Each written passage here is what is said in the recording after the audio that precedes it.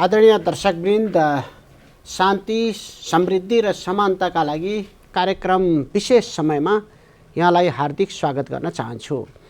आज हामी कार्यक्रम विशेष समयमा अहिलेको समसामयिक राजनीतिक स्थिति, नेपाली कांग्रेसको महाधिवेशन, अवरुद्ध संसद र अवरुद्ध हुँदाहुँदै अन्त्य भएको संसद, अहिलेको न्यायालय फेरि अवरुद्ध भएको जस्ता विषयमा केन्द्रित भएर छलफल गर्न गइरहेका छौँ।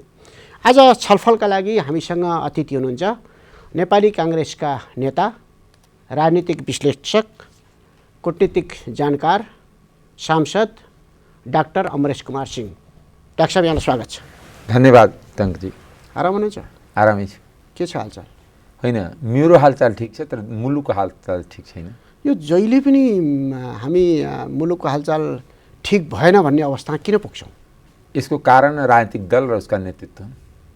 राजनीतिक दल र नेतृत्व जब यो 62-63 को आन्दोलन, 10 वर्षे सशस्त्र द्वन्द्व र त्यस पछाडि आएको संविधान, त्यो संविधानपछि जनतामा एक खालको खुसी पनि छाएको थियो। तर संविधान जति कार्यान्वयन हुँदै गयो त्यति निराशा बढ्दै गयो। त्यो राजनीतिक दलहरूले नेतृत्व गर्न नजानेर हो या राजनीतिक दलहरू सक्षम हुन सकेन? यसको दुईटा पाटो हेर्नुहोस्। हजुर, हामी आन्दोलन गर्न सिपालु छौँ, सफल छौँ, तर आन्दोलनको उपलब्धिलाई व्यवस्थापन गर्न असफल छौँ। 46 सालमा पनि त्यही भयो, आन्दोलन सफल भयो, तर कालान्तरमा बहुदलीय व्यवस्था असफल भयो, राजनीतिक दल असफल भयो, राजनीतिक नेतृत्व असफल भयो। त्यस्तै 63 मा हाम्रो जनआन्दोलन सफल भयो, उपलब्धि गणतन्त्रदेखि लिएर संहितादेखि लिएर धर्मनिरपेक्ष सबै आयो।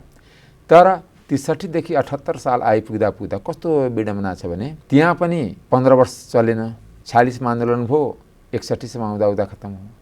ठक्कै यहाँ पनि 63 मा आन्दोलन भयो, 78 सम्म आउँदा चारैतिर निराशा छ, आशाको कहीँ पनि किरण छैन। एउटा सेक्टरलाई नभनौँ। यसको मूल तत्त्व राजनीतिक नेतृत्व र राजनीतिक नेतृत्व, राजनीतिक दलमा जुन आबद्ध हामी जस्ता नेता, हनुमान भक्ति, देशभक्ति छैन, हनुमान भक्ति छ। हनुमान भक्ति के हुन्छ भने आफ्नो नेता, आफ्नो गुटको नेताप्रति प्रश्न उठाउन नपाउने, आफ्नो नेताले गलतै भन्यो भने त्यसमा एकदम हुस्से गरेर एकदम जय जयकार मनाउने। त्यस कारणले राजनीतिक दल त्यसैको उपलब्धि के हो भने 30 वर्षदेखि यही नेता नेतृत्व गर्दै आयो। यही नेता 15 वर्षपछि पहिला फेलियर भएको थियो, यही राजनीतिक नेतृत्वहरू आखिर, र यही नेता फेरि 15 वर्षपछि कसरी सफल हुन्छ? एउटै व्यक्ति कसरी एकचोटि असफल हुन्छ, अर्कोचोटि सफल हुन्छ? त्यो त हुँदैन नि। यदि उसको करिस्मेटिक नेतृत्व हुन्छ भने त्यो पहिलोचोटिमा उसको उपलब्धिमा देखिहाल्छ नि, उसको काम कारबाहीमा देखिहाल्छ नि, ट्रान्सलेट भइहाल्छ नि उसको काम कारबाहीले। भनेपछि राजनीतिक दलका नेताहरू नै असक्षम भए हो। मुलुकको नेतृत्व असक्षम छ। राजनीतिक दल, कुनै पनि राजनीतिक दल नियम कानुनले चलेको छैन। आजको दिनमा न सर्वोच्चले आँट गरेका छन्, न कुनै हाम्रो वकिल साहेबहरू जुन विभिन्न पार्टीको झोला बोक्नु भएको छ अथवा विभिन्न विचार बोक्नु भएको छ, तिनीहरू पनि रिट हाल्नु भएको छैन। किनकि आजको दलमा मैले बुझेको, मैले जुन कानुन र संविधान बुझाएको छु, त्यो यथार्थमा बुझाएको छु कि आजको दिनमा कुनै पनि राजनीतिक दल संवैधानिक दृष्टिकोणले संवैधानिक छैन, उसको वैधानिकता समाप्त भएको छ। नेपालको संविधान या कुनै पनि राजनीतिक पार्टीको विधानले त्यो राजनीतिक दलको पदाधिकारी र त्यो राजनीतिक दललाई चिन्दैन। मतलब संविधानले अहिले कुनै पनि राजनीतिक दललाई चिन्दैन। संवैधानिक व्याख्या भयो भने चिन्दैन। जस्तै तपाईँलाई बताउँछु, नेकपा एमालेको महाधिवेशन 71 सालमा भएको। संविधानमा प्रष्ट व्याख्या छ कि 5 वर्ष कुनै पनि राजनीतिक दलको पदाधिकारीको कार्यकाल 5 वर्ष हुनेछ र कुनै विशेष परिस्थिति छ भने 6 महिना थप गर्न पाउनेछ। कति हुने हो? म्याक्सिमम लिमिट गरिदिएको छ 5.5 वर्ष। तर 71, मेरो गणित अलिक कमजोर छ टङ्कजी, तपाईँ नै अलिकति गणितबाट मलाई बताइदिनुहोस् कि 71 बाट 78 आइपुग्दा फेरि 5.5 वर्ष हो कि बढी हो? 5.5 वर्ष पछिको एमालेको अवधिलाई के भनिने? त्यस्तै काङ्ग्रेसको पनि म बताउँछु। काङ्ग्रेसको पनि विधानमा त 4 वर्ष थियो। विधानभन्दा संविधान माथि हुन्छ, किन देशको संविधान त देशको हुन्छ, विधान त पार्टीको हुन्छ। त्यो संविधानको अनुसार पनि 5 वर्ष र 6 महिनाको जुन पायो त्यो कहिले सक्यो? भदौ 23 पछि। भदौ 23 पछि यदि कुनै पनि एउटा PIL हाल्ने जुन पब्लिक इन्ट्रेस्ट लिटिगेसन जन सरकारको मुद्दा हाल्ने सर्वोच्चमा गएको भए नेपाली काङ्ग्रेसको नेतृत्व आजको दिनमा रहन्थेन। किन? कि नेपाली काङ्ग्रेसको पदाधिकारी चाहे केन्द्रीय कार्य समिति होस्, चाहे सभापति होस्, चाहे जुनसुकै पदको हुन्, वैधानिकता गुमाइसकेका छन्, संवैधानिकता गुमाइसकेका छन्।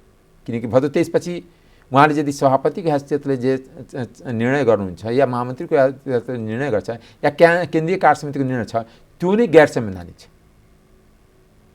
तर नेपाली काङ्ग्रेस ठुलो पार्टी छ, एमाले ठुलो पार्टी छ, उसलाई क्वेसन कसले गर्ने? किनकि उहाँहरूकै होइन, उहाँहरूकै अनि हनुमानहरू निर्वाचन आयोगमा छ, उहाँहरूकै सिफारिसमा सर्वोच्चमा न्यायाधीश छ। समस्या त्यहाँ छ। यो जुन मैले कहाँ लग्न खोजेको भने 63 पछि एउटा नेपालको नेपाली संस्कृति हामी के गर्छौँ, हरेक कुरालाई विदेशको नकल गर्छौँ, तर त्यसमा आफ्नो इन्ट्रेस्ट जोगाएर त्यो भन्छ नेपालीपन भन्छु। त्यही नेपालको राष्ट्रवाद हो। त्यसै कारण यो राष्ट्रवादले कहीँ पुगेन। किनकि नेपालीपन के बुझाउँछु, भागभण्ड नेपालीपन के जुट्यो? समानुपातिक मिक्समा राजनीतिक प्रणाली युरोपमा थियो, जर्मनहरूमा छ, अरू ठाउँमा छ। तर नेपालीपन के घुमायो कि जुन पार्टी अध्यक्ष हुन्छ त्यसले जसलाई चाहे त्यसलाई 1 नम्बर राख्ने, जसले चाहे त्यो हुन्छ। त्यो भएन। समानुपातिक जुन निर्वाचन प्रणालीको यति विकृत रूप नेपालमा देखियो कि त्यस्तो वर्ल्डमा कहीँ छँदै थिएन। आफ्नो गर्लफ्रेन्डदेखि लिएर आफ्नो पैसा दिनेदेखि लिएर झोलेदेखि लिएर सबैलाई नियुक्ति गर्ने थलो कहाँ भयो? समानुपातिक भयो। समानुपातिक भयो। राजनीतिक दलका नेताहरूले आफ्नो गर्लफ्रेन्डलाई पनि समानुपातिक सांसद बनाएको छ। त्यो तपाईँले खोज्दा हुन्छ, म नाउँ कसैको भन्दैन, तर त्यो यथार्थ छ। श्रीमती बनाएको त धेरै थाहा छ। श्रीमती त सबै अधिकांश छ। शेरबहादुर देवबाजदेखि लिएर राज महतोदेखि लिएर अनिल झादेखि लिएर सबै आफ्नो श्रीमतीलाई बनाएको हो। वामदेव गौतम सबै त आफ्नो श्रीमतीलाई बनाएकै सबैको छ। त्यस कारण श्रीमतीसम्म त सबैले देखेको छ। त्यसै कारणले यो जुन प्रवृत्ति छ यसले तपाईलाई लाग्छ कि राजनीतिक दल 75% नेताहरूको श्रीमती सांसद छन् नि? सबैको पनि भन्न मिलेन, केही नेताहरूको छैन पनि होइन। अब हाम्रो त छैन नि। त्यसै कारणले तपाईँलाई म बताउनु मैले लग्न कहाँ खोजेको भने डेमोक्रेसीमा भने लोकतन्त्रमा लोकतान्त्रिकरणको टुल भनेको राजनीतिक पार्टी हो। मैले कहाँ लग्न खोजेको, कुनै पनि राजनीतिक दल आजको दिनमा लोकतान्त्रिक पद्धतिमा विश्वासै गर्दैन।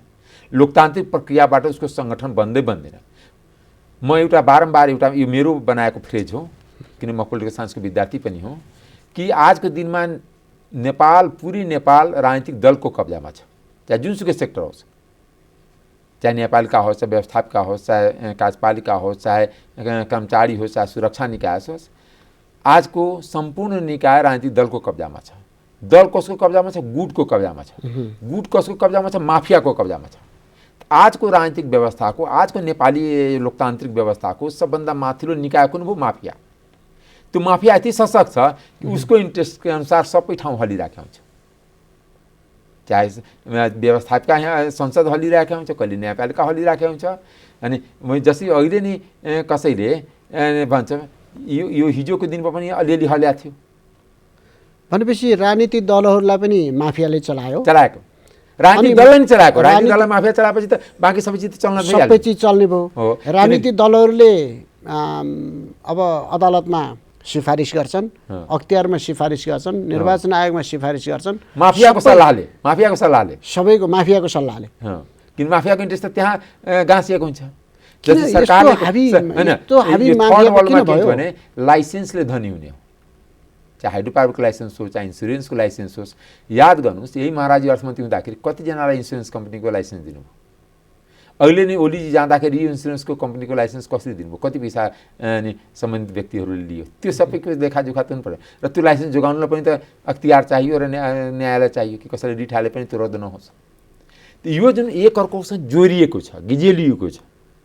त्यस कारणले जबसम्म राजनीतिक नेतृत्वमा इमान्दारिता, सदाचार र ट्रान्सपेरेन्सी, पारदर्शिता आउँदैन तबसम्म देशको समस्या समाधान। भनेपछि त गणतन्त्र आएपछि यो विकृति झन् बढ्यो। झन् बढ्या छ नि।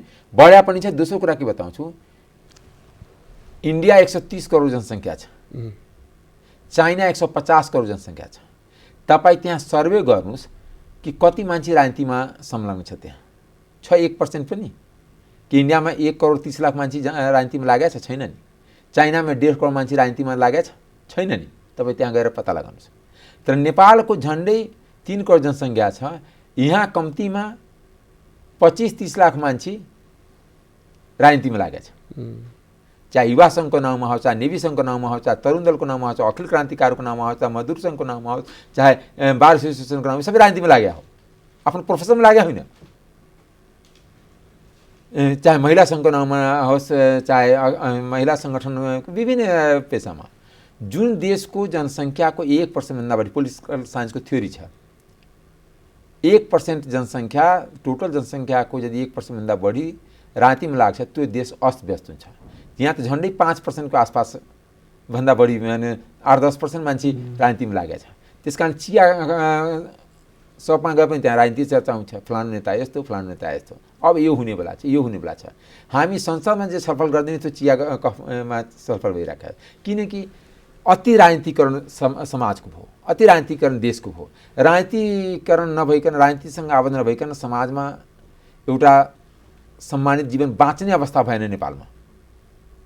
किनकि हरेक ठाउँमा भनसुन चल्ने भयो, हरेक ठाउँमा राजनीति। अनि कर्मचारीमा एउटा कुरा, खाने सरकारको तलब, जनताको ट्याक्स पे, र त्यसमा सङ्गठन किन युनियन बनाउनु पर्यो, किन सङ्गठन बनाउनु पर्यो, त्यो कोसँग नियुक्त सङ्गठन, ब्युरोक्रेसीमा सबै राजनीतिकरण। किन किन के गर्ने त? अब यो सुधार तपाईँलाई बताउँछु। हुँदा एउटा कुरा, किन भागभन्दा हुनु पर्यो, किन काङ्ग्रेसलाई भाग चाहियो, किन एमालेमा भागलाई चाहियो, माओवादीलाई भाग, त्यहाँ राजनीति नीति हुँदाखेरि राम्रो जो देशको इन्ट्रेस्ट पुरा गर्न सक्छ कुटनीति पठाए भइहाल्छ नि। तर हरेक जिएमदेखि लिएर न्यायाधीशको नियुक्ति हुँदाखेरि हरेक पार्टीको भाग छ, त्यहाँ क्लियर छ कुन कुन पार्टीको सिफारिसमा गएको छ। हुँदा अघिल्लोको विकृति भन्छ। यसमा पनि एउटा इन्ट्रेस्ट ग्रुप लागेको छ। यसमा नेपालीको इन्ट्रेस्ट होइन, नेपाली यहाँ एउटा इन्ट्रेस्ट ग्रुपले जो सबैलाई हल्लाइराख्ने र आफ्नो इन्ट्रेस्ट पुरा गरिराख्ने त्यो लागेको छ। त्यो बेला प्रश्न किन उठेन कि जब न्यायाधीशहरू, उच्च अदालतको न्यायाधीशहरू शपथ ग्रहण गरेर दौरा सुरुवारमै एमालेको अफिस बल्खुमा गएर आशीर्वाद लिन गयो कि हामी तपाईँको आशीर्वादले बनेको, त्यस कारण अहिले त्यहाँ शपथ ग्रहण गरेपछि फर्मल न्यायाधीश भएपछि तपाईँको आशीर्वाद लिएर हामी बेन्चमा बसेर न्याय गर्छौँ। त्यो न्याय गर्छ पत्याउने कुरा हो। एउटा कुरा, न्याय परिषदको कम्पोजिसन जबसम्म भङ्ग हुँदैन त्यहाँ नेता किन बस्नु पर्यो? प्रधानमन्त्रीको नोमिनेटमा नेतै हुन्छ। त्यहाँ एकजना कानुन मन्त्री भए पनि पुगिहाल्यो नि, प्रधानमन्त्रीलाई फेरि अर्को किन नोमिनेट गर्नु पर्यो? बारको मान्छे किन जानु पर्यो? बारको मान्छे जाने किन? त्यो के हुन्छ नि, जबसम्म मेरिटोक्रेसीमा देश कन्भर्ट हुँदैन, जबसम्म रुल अफ लमा दलहरू मिलेपछि त्यही कानुन, त्यही संविधान, त्यही हो नि अहिलेसम्म प्र्याक्टिस। दलहरू मिलेपछि जसलाई पनि नियुक्त गर्न मिल्ने, जसलाई पनि हटाउनु मिल्ने। एउटा कुरा बताउनुहोस्, योभन्दा पनि चर्को प्रकरण थियो अख्तियारको प्रमुख तत्कालीन अख्तियारको प्रमुख लोकमान सिंह कार्की। त्यो बेला हाम्रै तत्कालीन प्रधान सुशीला कार्की वाहवाही पनि लिनुभयो। उहाँले कुन संविधान टेकेर त्यस्तो फैसला गर्नुभयो? कहीँ संविधान कानुन टेक्नु भएको थिएन। तर हुइमा जुन निर्णय गर्नुभयो सबैले ताली बजाइदियो। तपाईँले पूर्वको काम पनि अझै उहाँ रेकर्डेमा पूर्व प्रमुख आयुक्त नरहने गरी निर्णय गरिदिएछ। यस्तो पनि हुन्छ? अब मैले कसैले रेकर्डेमा पूर्व सांसद नरहने गरी निर्णय गर्न मिल्छ? सांसद भइसकेपछि त भइसक्यो नि, ठिक छ। अबदेखि नबनाउन मिल्ने। अब जब पूर्व प्रमुख आयुक्त नरहने गरी निर्णय गर्दाखेरि त्यति पनि विचार कमन सेन्स आएन, कानुनको परिधि आएन कि? अनि त्यो निर्णय त्यो पिरियडमा निर्णय गरेको त्यो के हुन्छ? त्यो 3 वर्ष 2 वर्षमा त धेरै निर्णय भयो होला नि। त्यो निर्णय वैधानिक भएको भएन जब मान्छे नै भएन भने। त्यसै कारण यस्ता जुन हुइमले चल्ने देश हो, त्यस्तै हुइम यस्तो खालको हुइम बढ्दै गयो कि होइन? यसको कारण तपाईँको अनुसार भन्ने हो नि, जस्तो भन्नु नि, तपाईँले भन्नुभयो कसैले झन्डा हलाएर हिँडेको छ भने पनि पदमा एउटा छ तर चलाउने माफिया छ भनिसक्नु होइन? अनि त्यो माफियालाई अन्त्य गर्ने, सबै कुरो अन्त्य हुन्छ भनेर हामीले परिवर्तन ल्यायौँ। हजुर, परिवर्तन ल्याएर यो हङ पार्लियामेन्ट भयो, हङ पार्लियामेन्टबाट चलेन, देश धेरै विकृति भयो, अनेक भयो नि त हङ पार्लियामेन्टको बेला। त्यो भएको हुनाले अब यो हङ पार्लियामेन्ट हुनु हुँदैन है भन्ने कन्सेप्ट पनि बन्यो। एक खालको बहुमत पनि आयो, 2/3 पनि आयो, 2/3 पनि आयो, तर त्यसरी पनि चलेन। 2/3 चलेन, 2/3 पनि चलेन। मुलुकलाई फाप्दैन, मुलुकलाई फाप्यो न अहिले फाप्यो। त्यति मात्र होइन, 2/3 हुँदा पनि अविश्वास प्रस्ताव चाँडो ल्यायो भने विकृति हुनसक्छ है, सरकार चेन्ज भइरह्यो भनेर यहाँहरूले नै संविधान बनाउँदाखेरि संविधानमा प्रष्ट व्यवस्था राख्नुभयो। 2 वर्षसम्म अविश्वास प्रस्ताव सरकार बनेपछि ल्याउन पाइँदैन भनेर। तर त्यसले पनि उस्तै होइन तरङ्गजी, यसमा म तपाईँलाई प्रश्न गर्छु, नीति त बदल्यो, नियत त बदलिएन नि। नीतिभन्दा नियत बलियो हुन्छ। हजुर, नराम्रो संविधान छ, यदि व्यक्तिको नियत छ भने त्यसमा केही खोट लाग्न दिँदैन। तर जतिसुकै राम्रो संविधान छ, नियत खराब छ भने जसको पनि अब व्याख्या हुन्छ। तपाईँलाई म कहाँ के प्रश्न खोजेको भने राजनीतिक दलको नेतृत्वको स्वार्थ, जसरी मान्छेले भन्छ, मैले मात्र भन्ने होइन, यो जनयुद्ध थिएन, धनयुद्ध थियो। जनयुद्धको उपलब्धिपछि कतिजना धनी बन्यो, त्यसको हिसाब किताब कसले गर्ने, लेखाजोखा कसैले गर्नु पऱ्यो कि परेन? गर्नै परेन। सम्झौता भयो, सक्यो। होइन, त्यही त एउटा कुरा। त्यही केपी ओलीजी प्रधानमन्त्री बन्नुभन्दा हल्ला गर्नुहुन्थ्यो, आफ्नै युवा सङ्घबाट अख्तियारमा कन्ट्रोलमेन्टको छानबिन हुनुपर्छ, गराउनु भएको थियो। प्रेस कन्फरेन्स, त्यही प्रेस कन्फरेन्स गरेर त लोकमान सिंहको तत्कालीनको प्रमुख आयुक्त पद गयो। तर त्यही केपी ओलीजी 3 वर्ष प्रधानमन्त्री हुँदाखेरि, 3 वर्षभन्दा बढी नै हुनुभयो। हजुर, हुँदाखेरि एक सप्ताह पनि उहाँलाई कन्ट्रोलमेन्ट यादै भने कि कन्ट्रोलमेन्टमा पनि केही अनियमितता भएको थियो, बिर्सिहाल्नुभयो। किन? आफ्नो स्वार्थ पूर्ति भयो कि त्यही माओवादी उहाँको सरकारको सहयोगी थियो, त्यही पार्टी एकीकरण थियो। मैले भन्न खोजेको कि पदमा पुगे आफ्नो स्वार्थ पूर्ति बित्कै गलतलाई गलत नभन्ने, सहीलाई सही नभन्ने, सहीलाई गलत बनाइदिने, गलतलाई सही बनाइदिने, यो परिपाटी जबसम्म अन्त हुँदैन मुलुक कहीँ पनि पुग्दैन। यस कारण पिसमा हामी यसको समाधान नखोजौँ। न्यायपालिकाले एकमुष्ट खोज्नुपर्छ र समग्र रूपमा यसको समग्र रूपमा जबसम्म सम्पूर्ण राजनीतिक दलका नेतृत्व आजको दिनमा भन्छ म भोलिन्टरी रिटायर भयो, हामी एउटा सहमति गरौँ कि हामी, किनकि 30 वर्षदेखि देश थिलथिलोमै छ, देश आर्थिक रूपले केही बढ्यो होला तर सामाजिक रूपले, रोजगारीको रूपले, अरू रूपले देश थिलो भएको छ। तस्करीको हिसाबले अथवा माफियाको हिसाबले तपाईँलाई बताउँछु, 50 जना व्यापारीको नाउँ लिन्छु, कहाँबाट रातारातै 10-15 वर्षमा अरबपति खरबपति भएछ। त्यो अनुसारको ट्याक्स तिर्याछ कि छैन, त्यो अनुसारको राजस्व तिर्याछ कि छैन, उसको बिजनेस सबै मोनोपोली कसरी भइरहेछ। यहाँ त के भने ट्रेडिङ कन्ट्री हो यो, के भने यो कन्ट्री रेन्टियर स्टेट भन्छ। अब ट्रेडिङवाला के हुन्छ, कमिसन आउने, कमिसनमा के गर्ने, कहिले भन्सार को इन्भेस्ट लो गरिदिने, कहिले भन्सारको दर अर्थमन्त्रीजीको निगाहमा पकेट गरम हुने बित्तिकै अनि तलमाथि गरिदिने, रेट गरेर तलमाथि गरिदिने। जस्तै भनौँ न, योभन्दा पहिला युवराज खतिवडा अर्थमन्त्री हुनुहुन्थ्यो, उहाँ कति करिस्मेटिक अर्थमन्त्री हुनुहुन्थ्यो कि जबकि इकोनोमिस्ट हुनुहुन्थ्यो। मेरो व्यक्तिगत साथी, व्यक्तिगतमा टिपा, तर यथार्थ के थियो भने चक्लेटमा भन्सार छुट गर्नु र विद्युत भेहिकल जहाँ नेपालमा हाइड्रो पावरको सम्भावना छ त्यहाँ त्यसमा भन्सार थपिदिनु भयो। त्यो पनि किन? एउटा ग्रुपलाई, विशाल ग्रुपले यति गाडी भित्राइसक्यो, 300-400 गाडी के उसले गरिसकेपछि थपिदियो, किनकि अनि उसको गाडी सस्तोमा आयो, अरू अब लाउनु नपाउने, उसको पर 700-300 बिजुलीकै गाडी बिग्नु पऱ्यो। यस्ता पेटी इन्ट्रेस्टले राज्य चल्ने हो, मन्त्री चल्ने हो, प्रधानमन्त्री चल्ने हो। यो सबै कारणले गर्दाखेरि, जस्तै तपाईँलाई बताउँ, सबै कारणले आज 2 वर्षदेखि संसद चलेको छैन, मोटामोटी झन्डै 2 वर्षदेखि चलेको छैन। 1 वर्षदेखि त कन्फर्मै चलेको छैन, किन विघटनै 2 चोटि भयो र चले पनि। संसदको काम के भने सरकार बनाउने, सरकार बनिसकेपछि कुनै पनि सरकारी संसद त चल्न दिएको छैन, चाहे अहिलेको दुबाजीको सरकार होस् चाहे पहिलाको ओलीजीको सरकार होस्। संसदहरूमाथि उनीहरूको विश्वासै छैन, संसदीय व्यवस्थामा विश्वासै छैन। कहाँसम्म विश्वास? आफू प्रधानमन्त्री बन्नुहुन्छ, संसदकै प्रधानमन्त्री बनाउने थलो मात्रै हो कि जनताको जनसरोकारको विषयमा छलफल गर्ने, उसको विधेयक पास गर्ने, उसको कानुन बनाउने, सरकारलाई चेक एन्ड ब्यालेन्स गर्ने हो। चेक एन्ड ब्यालेन्सको तहत अनि त्यो विधायिका हो, व्यवस्थापका संसद। 2 वर्षदेखि जनताका विषयमा संसदमा छलफल भएकै छैन। मैले भने होइन, त्यो प्रमाण छ। 35 वटा विधेयक छ, नागरिकता विधेयकदेखि लिएर अनि निजामती कर्मचारीको विधेयकदेखि लिएर त्यस्ता जनसरकारको 35 वटा विधेयक संसदभित्र छ, तर एउटा पनि पास भएन। पास नभइकन अब संसद अन्त्य भयो। संसद अन्त्य भयो भनेपछि किनभने संसदीय व्यवस्था प्रधानमन्त्रीको गोजीको व्यवस्था त होइन कि जुन प्रधानमन्त्री जुन दिनमा लाग्यो त्यो दिन संसद खोलिदिने, जुन दिनमा लाग्यो बन्द गरिदिने। त्यही भने हिजो संसदलाई जानकारी त भएन कि आज बन्द हुन्छ। उसलाई के सुनाइयो सभामुखको मुखार बिन्दुबाट, अनि किनकि यो कन्स्पिरेसीमा त सभामुख पनि साथ हुन्छ, चाहे जुनसुकै सभामुख होस् कि अनि आप तपाईँहरूको संसद कहिले बस्ने? 29 गते कार्तिक। यो संसदीय व्यवस्था यो त हिपोक्रेसी भने, जबकि हामी डाक्टर साहब संसदीय व्यवस्था नै अभाव सिद्ध भएको त होइन होइन अहिलेको राजनीतिक व्यवस्था अभावशील हो। संसदीय व्यवस्था राजनीतिक नेतृत्व संसदीय व्यवस्था त दुनियाँमा कति सफल छ कति सफल छ। अनि यिनी यस्तै कारणले भने राजनीतिक दलका नेतृत्व अयोग्य असफल भन्नुभयो डाक्टर साहबले। त्यसमा अब यहाँले अहिलेको नेतृत्वले नेपाललाई सही बाटोमा दोहोऱ्याउन सक्दैन।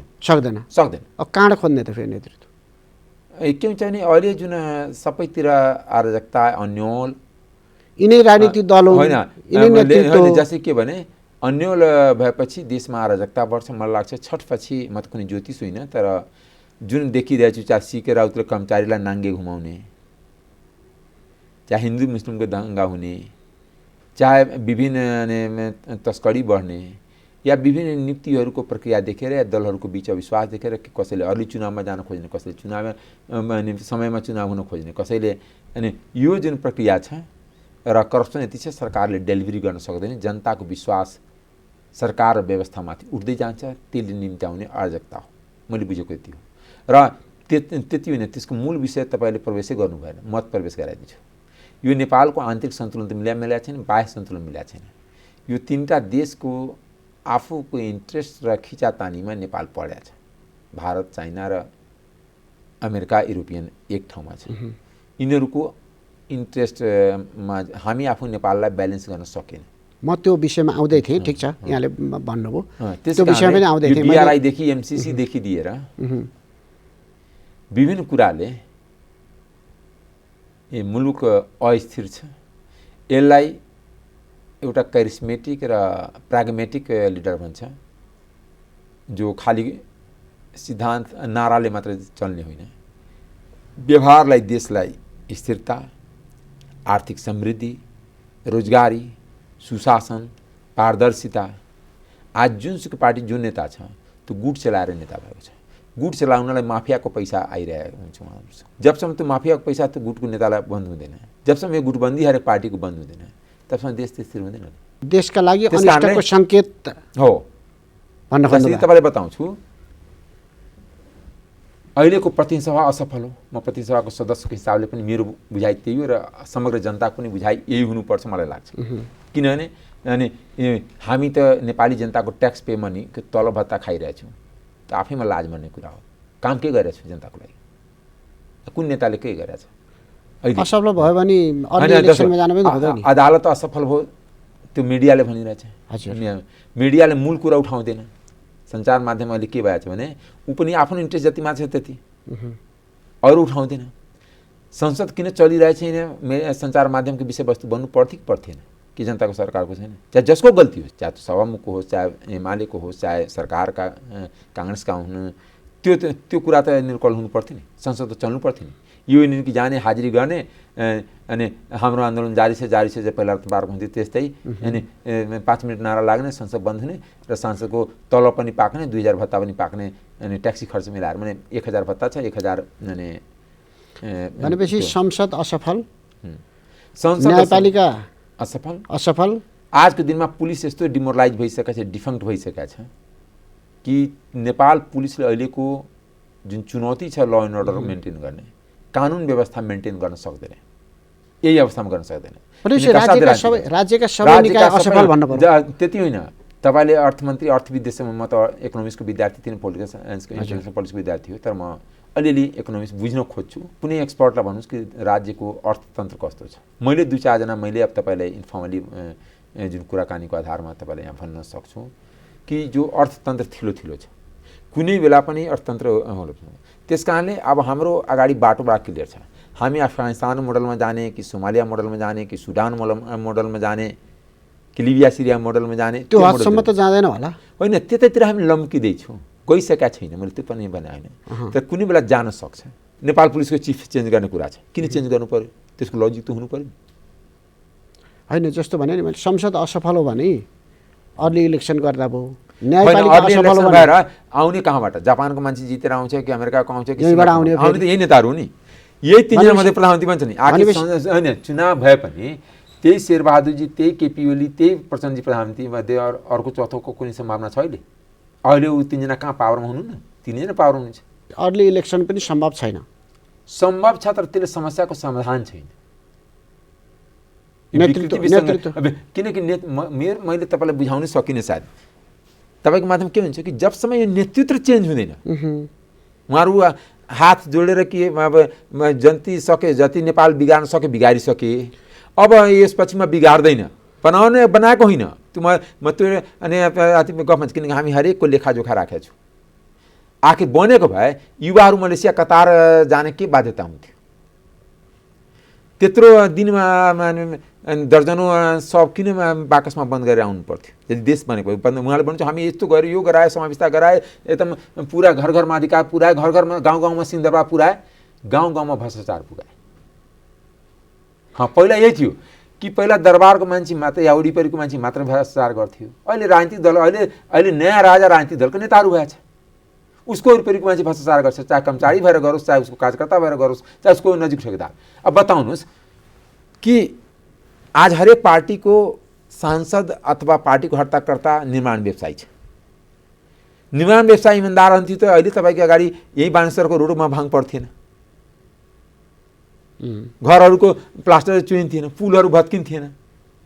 जब त्यहाँ उसले सरकारको पैसा पाउँदाखेरि त राम्रो काम नगर्ने र त्यो राजनीति जसलाई निस्वार्थ भन्छ, सेवा भाव भन्छ, राजनीति त सेवा हो नि, पेसा होइन नि। तर नेपालमा त पेसा बन्यो नि। सबभन्दा चाँडै धनी हुने, आफू धनी होइन, एक क्लास नपढेको उसको छोरा पनि फेरि नेता भइदिने। त्यही त राजनीतिक नेतृत्व असफल हो भने हजुर अब अधिकांश राजनीतिक दलहरूको महाधिवेशन आइरहेछ, नेतृत्व चेन्ज गरे भइगयो नि त। कसरी चेन्ज गर्ने? मैले तपाईँले मैले सिद्धान्त प्रतिपादन गरेको तपाईँले सुन्नु भएन। भनेपछि त्यो राजनीतिक नेतृत्व अहिले पनि सम्भव छैन, उही नेतृत्व आउँछ, उस्तै आउँछ न त उस्तै आउँछ। यो 63 सालपछि त्रिभुवन युनिभर्सिटी सकेको होइन, अहिले छ। 63 सालपछिको सबभन्दा ठुलो नराम्रो उपलब्धि भनेको शिक्षा र स्वास्थ्य ध्वस्त हो। अहिले गाउँ गाउँमा गयो भने अहिले नेपालको गाउँको स्कुलमा पढेर कहीँ जागिर पाइँदैन, दुनियाँमा कहीँ जान पाइँदैन। किन? हरेक स्कुलमा आफ्नो झोले सङ्गठन बनाइयो, चाहे शिक्षक सङ्घको नाममा, चाहे शिक्षक सङ्गठनको नाउँमा। त्यो किन बन्नु पर्यो? कुनै पनि पोलिटिकल साइन्सको सिद्धान्त थ्योरी बन्छ युरोपमा, अमेरिकामा। त्यसको प्र्याक्टिस हुन्छ, प्र्याक्टिकल हुन्छ। खालि साइन्समा मात्र प्र्याक्टिकल हुँदैन, एक्सपेरिमेन्ट आर्ट्समा पनि हुन्छ, माने सोसल साइन्समा पनि हुन्छ। त्यसको लागि एक्सपेरिमेन्टको लागि थर्ड मुलुक लिन्छ, किन आफ्नो मुलुकलाई त बिगार्न मिल्दैन एक्सपेरिमेन्ट गरेर। त्यस कारण हाम्रो कन्ट्री एक्सपेरिमेन्टल कन्ट्री छ। युरोपियनले एउटा बनाइदियो कि हामी व्यवस्थापन समिति स्कुलमा गठन गरौँ, के को लागि? आफ्नो छोरा छोरी भतिजा बुहारी यिनीहरूको नियुक्ति गर्नलाई स्कुलमा। यदि त्यही शिक्षक जब त्यही नियुक्ति गर्नु, त्यो शिक्षक सेवा आयोगको किन बनायो? शिक्षक सेवा आयोगबाट त्यही 10,000 20,000 जति शिक्षक चाहिन्छ, एकचोटि देशको एडभर्टिजमेन्ट गरेर कम्पिटिसनबाट निक्दैन। एउटै विद्यालयमा 4-5 थरीको 12 थरीको शिक्षक हुन्छ, थाई हुन्छ, अस्थायी हुन्छ, पिसिएफ हुन्छ, अनि राहत हुन्छ, यस्ता के माने निजी स्रोत हुन्छ।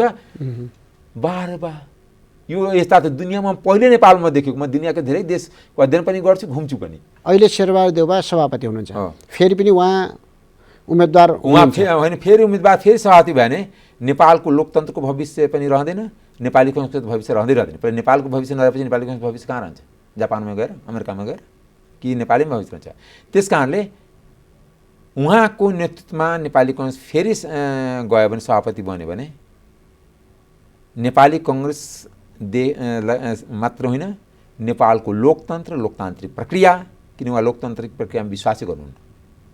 त्यसको प्रष्ट प्रमाण छ कि उहाँले छानबिन समिति क्रियाशीलको बनाउनु हो, करोड रुपियाँ खर्च गर्नु, जो नेपाली काङ्ग्रेस इतिहासमा पहिलोचोटि भयो कि महाधिवेशनको लागि क्रियाशील संस्थाको छानबिन समिति काठमाडौँको सबै होटलहरू चाहिँ हारेको, धर्मशालामा बसेको 3-4 महिना, पार्टी पछि हुँदा त्यत्रो 4 तले 5 तले बिल्डिङ छ, अनि कहिले पार्क भिलेज रिसोर्टमा, माने त्यसमै खर्च 1.5 करोड हो। किन? र त्यस सबभन्दा विवाद पनि उहाँको काममा, किनकि उहाँ यहीँबाट त्यसको सबभन्दा ज्वलन्त इक्जाम्पल छ कस्तो राम्रो लोकतान्त्रिक प्रक्रिया उहाँको आफ्नै जिल्लामा एक्सर्साइज भएको हो, डलधुरामा, कि जिल्ला सभापति कर्णमललाई थाहा पनि भएन कि वडाधिवेशन कहिले कसरी भयो। हजुर, तर सबभन्दा 753 यहीँबाट थपिदिनु भयो, आफ्नो छोरा लगायतको नाउँ थपिदिनु भयो। त्यो त लामो समय सभापति हुने पनि उही, धेरै पटक प्रधानमन्त्री हुने पनि उही, फेरि जतिचोटि प्रधानमन्त्री हुने त दुर्घटना त हुने नि, जतिचोटि आउटकम के आयो एकचोटि भने, अनि को कतिचोटि पनि त्यो इम्पोर्टेन्ट हुन्छ, को कस्ता के काम। बिपी तेलमा एकचोटि बन्यो नि, त्यो पनि 16 महिना बन्यो नि, त्यो बिपीको नाउँ छ कि छैन? त्यसो भए बिबी बना त 5 गुना बढी नाउँ शेरबहादुरको नाउँ हुनु पर्यो नि। म बताउँछु नेपाली काङ्ग्रेसको कुनै कार्यकर्ता शेरबहादुरसँग फोटो खिचाएर आफ्नो ड्रइङ रुममा राख्दैन, तर बिबीको त राखेको छ नि। भनेपछि अहिले आगामी को कतिचोटि प्रधानमन्त्री कति वर्ष सभापति भयो त्यो इम्पोर्टेन्ट छैन। इम्पोर्टेन्ट छ कि को के काम गरेर गयो, के सिद्धान्त प्रतिपादन गर्यो, को कति निष्ठाले गर्यो। राजनीतिमा निष्ठा सबभन्दा यहाँको भनाइअनुसार यहाँको अपेक्षा आगामी मङ्सिरको अन्तिम हप्ता हुने परिवर्तित कार्यतालिका अनुसार भयो भने अन्तिम हप्ता हुने महाधिवेशनबाट शेरबहादुर देउवा प्रधानमन्त्री जो हुनुहुन्छ अहिले उहाँ सभापति हुनुहुँदैन। मेरो त्यो मान्यता हो। त्यो भयो भने नेपाली काङ्ग्रेसलाई डिजास्टर हुन्छ, नेपालको लोकतन्त्रको लागि डिजास्टर हुन्छ। तर उहाँ नै हुनुभयो भने मैले डिजास्टर हुन्छ नि। उहाँ त पहिला पनि प्रधानमन्त्री बन्नुभयो, पार्टी टुटाउनु भयो, पहिला पनि प्रधानमन्त्री भयो राजालाई सब्मिट गर्नुभयो, पहिला पनि प्रधानमन्त्री भयो एमालेलाई सब्मिट गर्नुभयो। आखिर योभन्दा 74 को निर्वाचनमा भयो उहाँ नै प्रधानमन्त्री हुन्थ्यो नि। अब कसलाई बनाउनु त? काङ्ग्रेस त सभापति कसलाई बनाउने? काङ्ग्रेस त त्यही सिटमा झरेकै हो नि। अब सभापति कसलाई बनाउने? बताउँछु हजुर, मान्छे त के हुन्छ भने इतिहास बडा क्रूर हुन्छ। चङ्गेज खान जे काम गरेको चङ्गेज खानको इतिहास लेखिदिएछ। हाम्रो जङ्गबहादुरले जे काम गरेछ जङ्गबहादुरको, हाम्रो कोच पर्वलाई त ढाक्न छोप्न राखेन, भण्डारखाल पर्वलाई त छोप्न राखेन, त्यस्तै भोलिको दिनमा नाइटी पर्वलाई त राख्दैन। त्यस्तै जो जे गर्छ इतिहास हामी पढ्दाखेरि के भन्छौँ भने एकाडेमिकली यसलाई भन्छ कि आफैमा इतिहास क्रूर हुन्छ। जे देख्छ त्यही लेख्छ र त्यही जुगोजुग त प्रसारित हुन्छ। त्यस कारणको उहाँको इतिहास उज्यालो इतिहास छैन। मैले भने होइन, घटनाले भने हो नि। कसलाई बनाउने? म त कार्यकर्ता हो। सभापति कसलाई बनाउने? अब होइन, सभापति एउटा कुरा के भने आजको दिनमा यदि बडा उदारतापूर्वक मैले नम्र मेरो निवेदन छ कि उहाँ रामचन्द्र दाई अभिभावकको भूमिकामा गर्नुपर्छ। उहाँहरूको उमेरले पनि, किनकि प्रश्न यो के छ भने नेपालको राजनीति शेरबहादुर देउवा रामचन्द्र पौडेलले अभिभावकको भूमिका निर्वाह गर्ने उम्मेदवार अब सभापतिका लागि अहिले म भन्दैन कि यही हुनुपर्छ। त्यो त समयले जनताले कार्यकर्ताले जज उहाँहरू दुईटा बाहेक प्रतिस्पर्धा अरूले गर्दाखेरि जाति हुन्छ भन्ने हैन हो। किनभने उहाँहरूको दुईटैको उमेर 80 भइसकेको छ। हजुर, एउटा कुरा भन्नुहोस् या त 80 वर्षका न्यायाधीशलाई पनि लागू गरौँ, कर्मचारी निजामती कर्मचारीलाई पनि 80 वर्ष थोकौँ।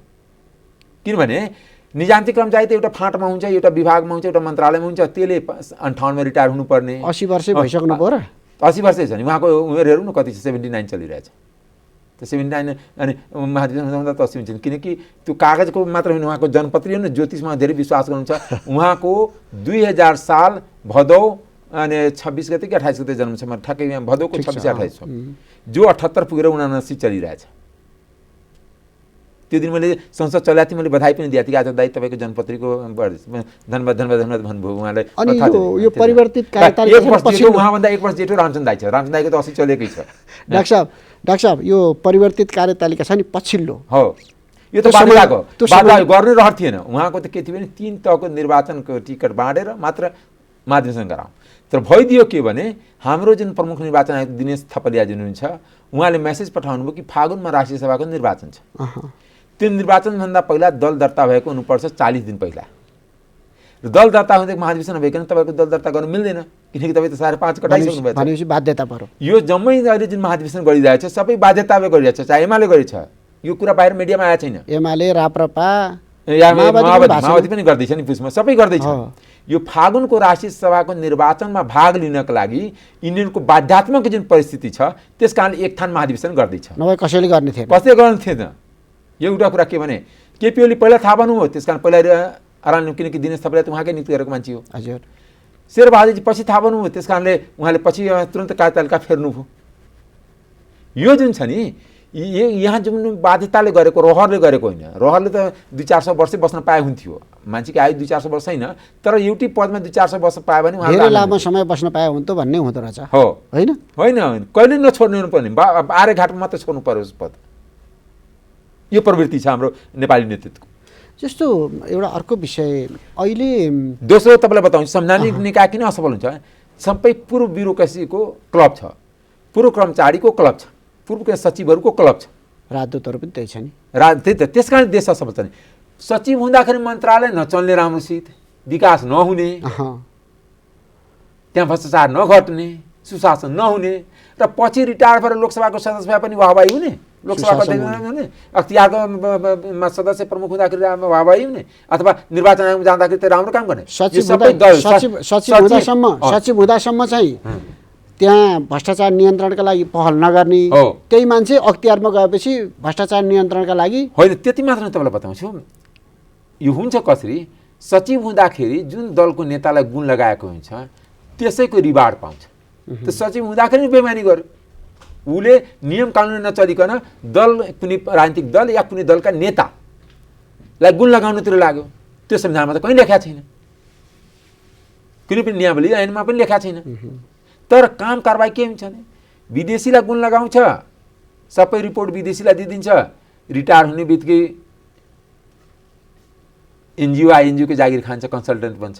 सचिवहरूको तपाईँलाई बताउँछु, त्यसलाई कुसन पिरियड भन्छ, कुलिङ पिरियड भन्छ। कम्तीमा सचिव रिटायर भएपछि 2 वर्ष 5 वर्ष गर्न नपाउने, 5 वर्षमा कुनै राजनीतिक नीति नपाउने, 5 वर्ष कुनै कन्सल्टेन्सी गर्न नपाउने। किन कि ताजा हुन्छ, उसलाई त सबै ज्ञान हुन्छ, मन्त्रालयको सबै अनि उसँग गोप्य डकुमेन्ट हुन्छ। अब भनौँ न सबै डकुमेन्ट प्रिन्ट गरेर एउटा पेन ड्राइभमा राख्दै जाने, लगेर बुझाइदिने, के हुन्छ त्यसपछि मुलुकको हालत? देशको सुरक्षा जोडिएको छ यस्ता प्रवृत्तिसँग।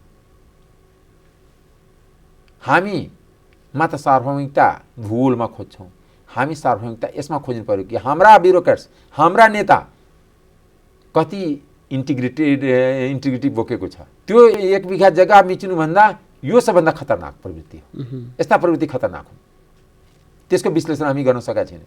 त्यस कारणले हामी जुन सञ्चार माध्यमको देशमा एउटै 63 पछि उपलब्धि भयो, सञ्चार माध्यमको एकदम विकास भयो।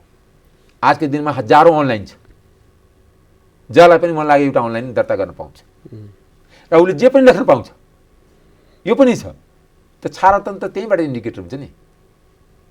म सबै अनलाइन भन्दिनँ, तर केही अनलाइन छ जसको कुनै एक्जिस्टेन्स छैन, तर उसले जसको फोटो जे छापिदिए जे बोलिदिए त्यही सत्य मानिदिन्छ। हजुर, जसको कुनै सत्यसँग लेनादेना हुँदैन।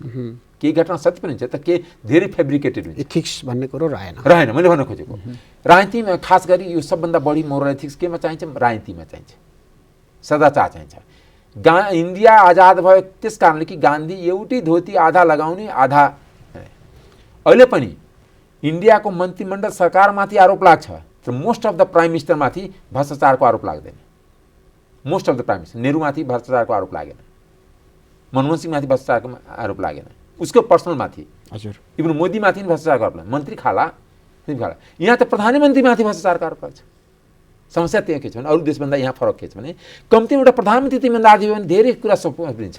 हजुर, यो सबै प्रक्रिया, सबै प्रवृत्तिको कारणले गर्दाखेरि जनतामा निराश पनि बढ्दै गयो। यो कारणले होला कि अहिले संहितामाथि प्रश्न उठ्न थाल्यो? होइन, संहिताको त के हुन्छ भने त्यो लुट कम्पनी, संहिता कस्तो लुट कम्पनी भएछ भने उसले संहिता त भएको जनताको काम गर्नलाई, जनतामा सर्भिस चाँडै पुर्याउनलाई, जनताको विकास निर्माणलाई अटेन्सन दिनलाई। तर कुनै पनि प्रदेश टेन्डर निकाल्छ, कुनै पनि प्रदेशमा तपाईँलाई दावाको साथ भन्दैछु म भेरिफाई गरेको कारणले। हजुर, जेनरली 20-22 अरबको बजेट हुन्छ प्रदेशको। 1 अरबको पनि कसैले अस्पताल बनाएको छ, 1 अरबको एउटा कुनै पनि प्रदेशले एउटा कलेज बनाएको छ, युनिभर्सिटी बनाएको छ, 1 अरबको कुनै पनि रोड एउटा रोड त्यो भोक्ताले दिएर 5 लाख 10 लाख 50 लाखको कुरा गरे होइन बनाएको छ। तपाईँले न शिक्षामा खर्च गर्ने, न स्वास्थ्यमा खर्च गर्ने, न सडक इन्फ्रास्ट्रक्चर, सडक भनेको इन्फ्रास्ट्रक्चर हो, खर्च गर्ने। त के को लागि तपाईँ त्यो बजेट? कि त्यो मन्दिर बनाउनु, मस्जिद बनाउन, अनि पोखरी बनाउन? संहिता लुट कम्पनीको रूपमा परिणत भयो भन्न पर्यो, भन्न खोज्नु भयो? हो त, छैन भने संहिता लुट्नलाई त एउटा कुरा बताउनुहोस्, आलो पालोको सरकार के भइरहेछ लुट्नलाई? कि अब हामी अलिअलि लुट्न दियो, जुन आलो पालोको सरकार राम्रो गर्नलाई कहिले लाग्यो होइन, लुटमा पालो चाहियो। अब संहिता यो मुलुकमा आवश्यक छैन? होइन, आवश्यक संहिता अहिले विकृत रूप छ। यो विकृत रूपको संहिता देशको लागि भार हुन्छ, यति मात्र भन्छु। यो यही रूपमा चल्ने हो भने संहिता काम छैन? छैन, यो मुलुकको लागि भार हो, लाइबिलिटी छ। अर्को यो अर्को पनि उठिरहेछ नि, हिन्दू राज्यका सन्दर्भमा पनि जन्म सङ्ग्रह गर्नुपर्छ भन्ने कुरा उठ्न थालेको छ। होइन, एउटा कुरा के भने जन्म सङ्ग्रह यस्ता पण्डुराज बक्स हो, त्यो खुलेपछि धेरै चिज आफै बगेर जान्छ, आफै समाप्त हुन्छ।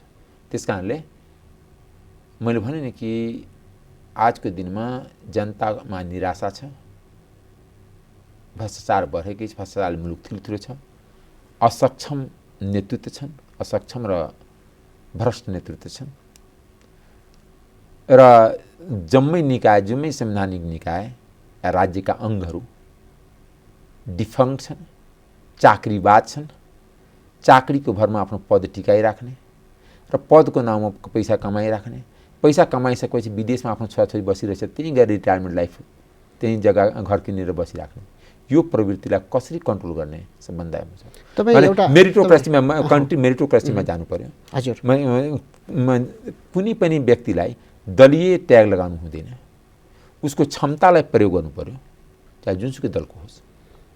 अनि राइट मान्छे राइट प्लेसमा एपोइन्टमेन्ट हुनु पर्यो, उसको मेरिट र कम्पिटेन्सी देखेर। मानौँ न अहिले कांग्रेसको सरकार छ, कुनै कम्युनिस्टै वामपन्थी राम्रो इकोनोमी छ भने उसको सल्लाह नलिने, वामपन्थी राम्रो छ या कम्युनिस्टको सरकार थियो। डाक्टर साहब, तपाईँ अन्तर्राष्ट्रिय जानकार पनि हुनुहुन्छ।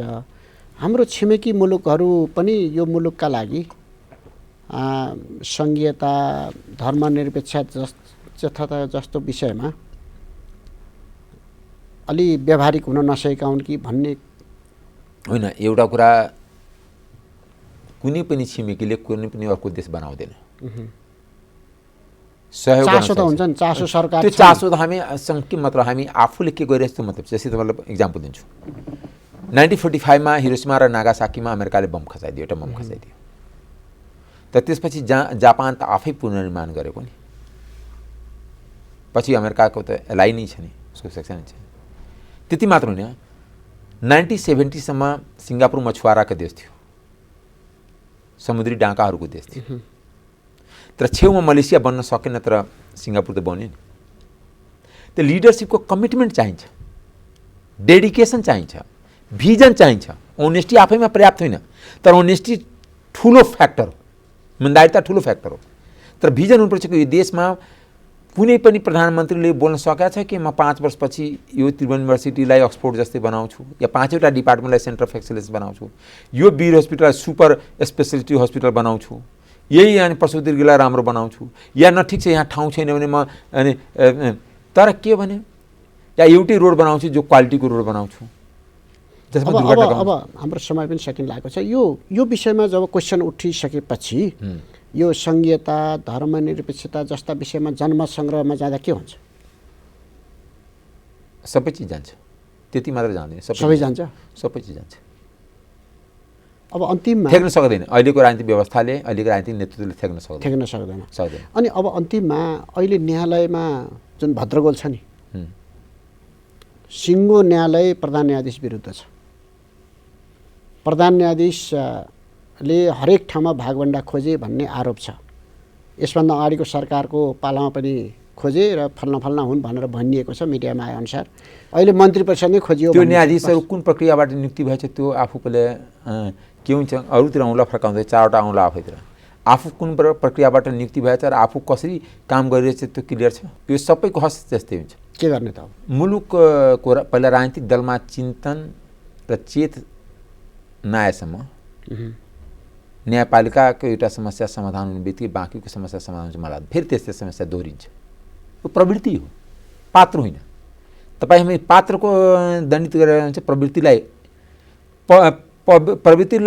उत्साहित पारिराख्ने, पात्रलाई दण्डित गरेपछि केही पनि त्यस्ता पात्र त जन्मिरहन्छ। भनेपछि यो राजीनामा दिएर समस्या समाधान हुने होइन। मेरो राजीनामा दिन उपयुक्त होइन, राजीनामा दिएर समाधान पनि हुँदैन। हुन्छ, हाम्रो निर्धारित त भोलि जसलाई पनि मन लाग्यो 10 जना मान्छेलाई उभार्ने राजीनामा दिलाइराख्ने। हुन्छ डाक्टर साहब, हामीलाई महत्त्वपूर्ण समय दिएर महत्त्वपूर्ण विचार राखिदिनु भयो, त्यसका लागि धन्यवाद।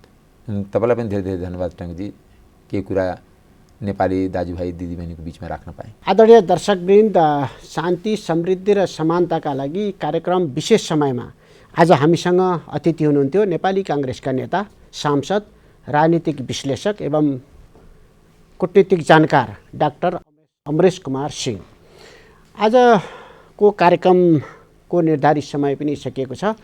प्राविधिक टिमलाई पनि धन्यवाद दिँदै म टङ्क पन्त पनि बिदा हुन्छु। नमस्कार।